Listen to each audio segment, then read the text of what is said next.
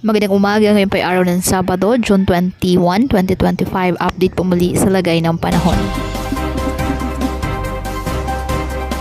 Ayon sa Pag-asa, nalusaw na po ang low pressure area na minomonitor na nasa loob ng ating PAR.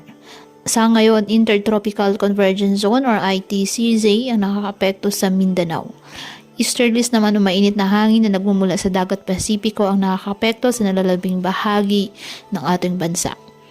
Ngayong araw, apektado po ng ITCZ ang Mindanao, kaya asahan po dyan ang maulap na kalangitan na may kalat-kalat na mga pag-ulan at thunderstorms.